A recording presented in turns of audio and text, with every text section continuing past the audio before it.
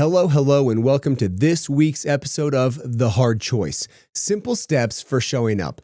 My name is Brad Draper. I am your host. I am grateful to be with you today. I was going to say this morning because it's 8 in the morning right now, or 8:30, something like that. Got my daughter to sleep. We record. Let's do this. And truth be told, when I say I'm grateful to be with you, that truly is the case. I'm now, 165 episodes in or something like that. Multiple years in, coming up on past 3 years. Wild. And how cool it is to be with you on this entire journey and learning about some people that listen to this podcast that I did not know listen because they reached out, because they told me, as I encourage you to do every single episode of reach out, let's have a conversation.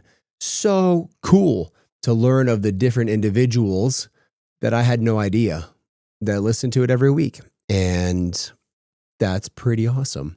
Had a cool conversation yesterday. I was recording some episodes a few days back, and our sons started at a new school. This new school, it's a private school. We pulled them from a charter school. It wasn't really working out. Our sons do not do well with 6 hours in a chair at a desk and being told to put your head down if kids get a little too chatty for quiet time. That's absurd. They're kindergartners. Wrap your head around that. Kindergartners being told, be quiet. And if kids are talking too much, everybody has to put their head down for quiet time. Absurd. So they're at this school, and this school is a mind-body connection school. It is wrapped around fitness. They start the day off with a 1-hour workout. How great is that? Get the wiggles out first thing. Twice a week, they close the day with jujitsu. How cool is that? Mind-body connection, self-mastery, obedience, grit, determination, so many things. But I was telling them about podcasts and how cool it would be because they play podcasts when the kids are playing with toys in their kindergarten preschool range. That way they're working on their minds while they're sitting there playing. And I asked, had they ever considered to play different parents' podcasts? How cool would that be? You're just sitting there and all of a sudden you hear your parents' podcast while you're at school. Awesome. So cool. That's a total tangent to what I wanted to talk about today. But awesome. Just really excited for that. And we are really excited for our boys. And it was a scary leap going to private because private isn't funded by the state like charter is. It's funded by the parents. And so the incurred cost of sending our 2 boys to this private school was definitely not small. But we had to make the leap and made the decision for their future. Make the decision to take action today that will benefit them throughout life. That's at least the hope and the aim and the goal. Very cool stuff. However, what I was thinking about, what I was pondering on, was an experience I had while I was out rucking. Rucking sucks. I don't know if you know this. It's not fun. It is painful. It is sore. I did it for 75 days straight, and it was just as tiring on my back and my traps as on the 75th day. Probably not my traps. My traps got used to it. But on my body in general, on the 75th day as it was the first day, you burn so many more calories rucking than you do just walking. And when I ruck, there's a lot of intention there. And it was funny. Every once in a while, my track would just go sideways and I'd start walking at an angle, literally at an angle or sideways, just because I was tired. I was hurting. I was exhausted, but just one foot in front of the other, intentional movement, intentional action, getting after it. And the results speak for themselves. Not only did I track the macros specifically, but this rucking added on caloric burn by a couple hundred calories versus just a regular walk. It did wonders to my body and wonders to my core. So now that I'm done with 75 hard, I still walk on the treadmill with my rucksack versus going up and down hills outside in nature. I just do it on the treadmill. And I still put the treadmill up or down, and it was a level 2 elevation out of 15 or 14 or something like that. This morning, it was enough to get a sweat on, I promise you. But on this particular day, I was on my ruck, and there's this, it's not a steep hill, but it's a long hill. It's about a quarter mile of just kind of grinding up. And I saw a woman walking her dog a ways away, and I caught up to her and I passed her. And as I was catching her, I was at a fairly decent clip ahead of her. I would normally ruck at about 3 to 3.5 miles an hour, probably closer to 3, to get the distance and the time frame done at the same time. So about 3 miles an hour. And this woman was more or less putzing along with her dog. She had the exercise shorts on. She had the exercise or shorts, shoes on, exercise clothes on. She had her dog, and they were out walking. And it was interesting because my very first thought was, this lady is moping. She's moving so slow. She has zero intention with her movement. And she honestly, with the workout clothes and workout shoes, she was out for a workout. She was out getting a walk with her dog, and the dog was the excuse to get her going. So there's two sides to this coin. There is I'm super proud of her for getting out. She clearly is not somebody that has done the fitness game very long. She was a fairly large woman. Super proud of her for getting out. Super proud of her for getting after her goals actively. Showing faith by action that she could lose weight and get fit by walking with her dog. And then there's the flip side. The action did not match the goal. The action of, yes, got out and walk, but the pace at which it was done.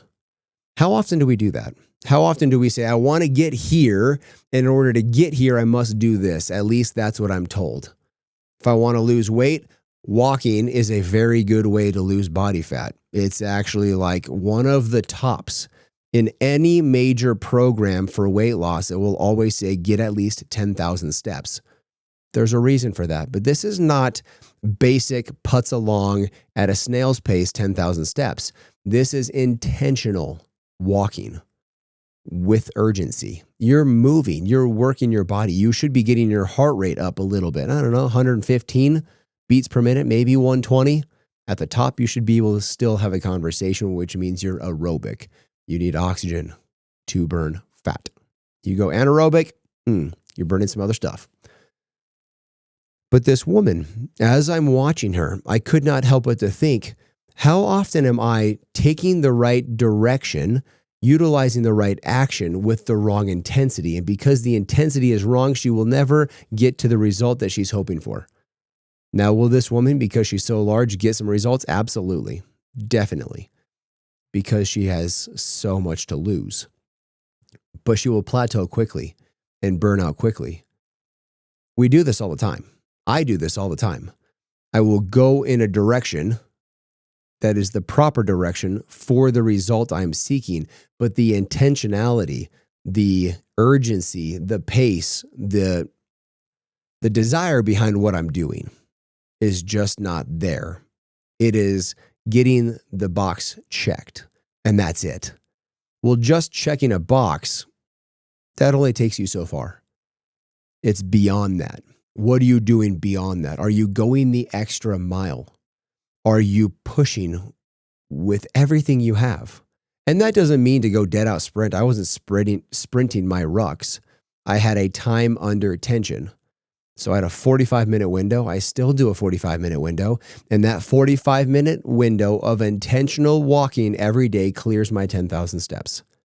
It's not just the walking that clears the 10,000. It's my whole day. But when I stack a 45-minute intentional walk onto my day, I will clear 10,000 every single time. The other day, it was interesting. I did 10,094 steps. The next day, I did 10,095 steps. Isn't that funny? 1 step variance. I ended up doing 5 more steps because I had to get up and blow my nose after I got out of bed. So it was 10,100. 5 extra steps. Let's go.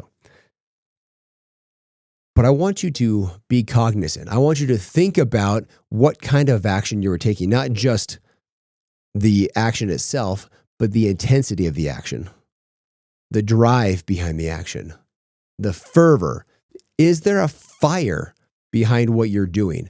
And is the intensity matched with your pace to hit your goal in your timeline? Now, if this woman continued to walk at this pace for the next 40 years, yeah, she's going to slowly lose as long as her caloric intake matched. But having such a low heart rate increase, maybe for her, she was 115. I don't know. I don't know her metric. But for me, if I was going to mope along and have a heart rate of like 90 or 85 while I'm putzing along on a walk, I'm not going to burn the same caloric value that in the same window of time, by the way, I'd go further because I'm moving faster, of putting my heart rate to 115, 120, 125. It's actually closer to 130, 140 when I'm hiking these hills with a rucksack on. And then it comes back down and evens about 115, 120, which is just pristine for losing body fat. It's aerobic. It is good. It's fantastic on the joints. It's fantastic on the body. Walking is just amazing. But bringing it back to every action that you take, getting towards a goal you want to do, because every action in life should be aimed towards a goal. It shouldn't just be aimlessly checking a box off in life. It shouldn't just be, oh, I clock into work because that's what I do. Why are you clocking into work? Not just for a paycheck. And if you are just for a paycheck, you're missing the point. What can you learn? What skills can you acquire? What can you take to further yourself, the business you're in, or the business you run, or the business you own? What can you do to further your life? What actions can be utilized? I spent 13 years in a laboratory. I do not do anything with the laboratory space today, but I utilize skills that I acquired. I utilize skills of running teams, managing people, operations, standard operating procedures, communications, analytical skill, determination of coefficients, things that coincide together, whether they inversely or by ratio affect each other. That's the word I'm looking for. My eye itches. Annoying. I was having a conversation with my brother the other day, and we were talking about different chart patternizations and utilizing our code. I said, have you asked the code, what am I missing and what things coalesce, what work together when charted that are not initially known to work together? One impacts the other, whether it is in an inverse impact, in a ratio impact, a direct correlation, but you would not know that without charting it and overlaying the graphs. Well, when we did that, we found a whole lot of things. 10% of the time this happened, 9% of the time this happened, 51% of the time this happened, 52% of the time. We had a 59% of the time this took place. None of those are grandiose, by the way. 51% of the time, it's a 50-50 coin toss on if you're right or not. However, Vegas was built on a 51% winning odd. Yeah. Think about that. Las Vegas, the hotels are built on a 51%, which means you as the user will win 49% of the time, which means in the long run, they win, which is why Vegas is the way that it is.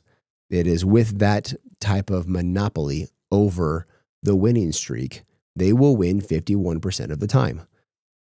You're not looking for huge grand slams. You're not looking for winning 90% of the time. You're looking for small margins, just little bite-sized chunks. But that's the same way in life, little bite-sized chunks with intentionality. Where are you driving? How are you driving? And in what way are you driving? That's what I want to leave with you. That's what I wanted to share with you today. That's what I want you to ponder on, think about, move forward with. Your actions today does your intention, your pace, your cadence, your fervor, your fire, does it match the action with the result? Think about that. Share this episode with your friends and your family. Reach out to me. Leave me a review on podcasts, on Spotify or Apple or wherever you listen to this podcast. I love to have these conversations. It is on you for this show to grow. If you don't share it, it doesn't grow. And then it doesn't reach more people. And reaching more people is the name of the game because we are here for impact. Like this thing, subscribe to it, download it for future listenings. Until next week, I love you guys. Bye.